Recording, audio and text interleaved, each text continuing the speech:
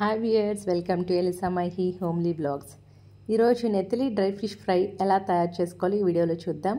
దానికంటే ముందుగా మన ఛానల్ని ప్లీజ్ సబ్స్క్రైబ్. నెతిలి డ్రై ఫిష్ ఫ్రైకి కావాల్సిన పదార్థాలు: చిన్న ఉల్లిపాయలు, నెతిలి డ్రై ఫిష్ అనగా ఎండు చేపలు, నెతిలి అనే టైప్ ఆఫ్ ఫిష్ ఎండు చేపలు, onions, curry leaves, tomato, garlic. ముందుగా నెతిలి డ్రై ఫిష్ ఎండు చేపలు ఉన్నాయి కదండి, అదైతే నేను ముందుగానే క్లీన్ చేసుకున్నాను. దాంట్లో ఉన్న ముళ్ళు తీసేసాను. బ్లాక్గా ఉంటుంది పార్టికల్స్, అవి కూడా తీసేసి శుభ్రంగా క్లీన్ చేసుకుని స్టోర్ చేసుకుంటే ఎప్పుడైనా చేసుకోవాలంటే ఫాస్ట్గా అయిపోతుంది.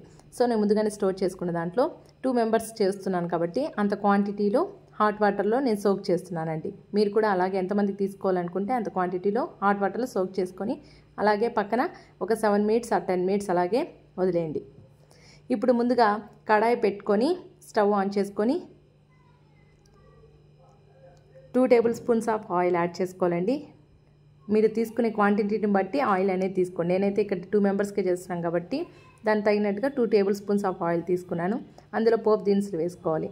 పోపు దినుసులు చక్కగా వాడ్చాక ఆనియన్స్ వేసుకొని బాగా వాడ్చుకోవాలి. అలాగే కచ్చాపచ్చా దంచిన గార్లిక్ వేసుకొని ఫ్రై చేసుకోవాలి. తర్వాత కర్రీ లీవ్స్ వేసుకొని బాగా ఫ్రై చేసుకోవాలి.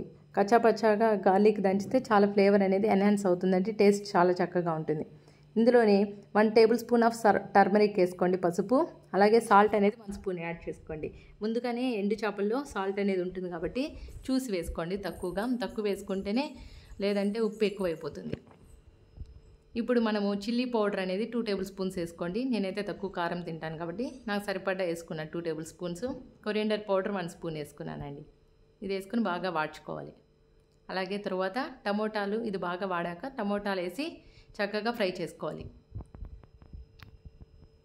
ఇప్పుడు మనం సోక్ చేసుకున్నాం కదండి ఆ నెతిలి డ్రై ఫిష్ అనేది, అలాగే దాంట్లోనే క్లీన్ చేసుకొని నీట్గా బాగా క్లీన్ చేసుకొని పక్కకు తీసుకోవాలి. ఒక బౌల్లో తీసుకున్నాక ఇప్పుడు ఆనియన్స్ అవన్నీ బాగా ఫ్రై అయ్యాక అక్కడ ఆయిల్ అనేది తేలేటప్పుడు మన డ్రై ఫిష్ అనేది వేసేసి బాగా వాడ్చుకోవాలి.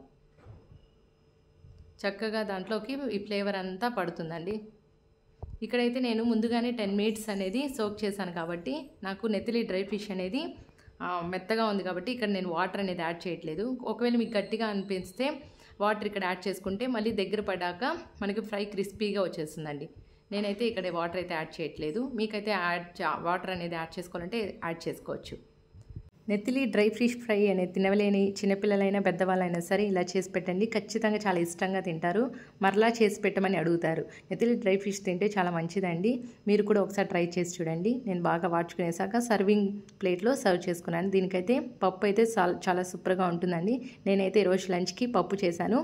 డ్రై ఫిష్ కాంబినేషన్ చాలా బాగుంటుంది. మీకు ఈ వీడియో నచ్చినట్లయితే ప్లీజ్ సబ్స్క్రైబ్ ఎలిసా మైహీ హోమ్లీ బ్లాగ్స్.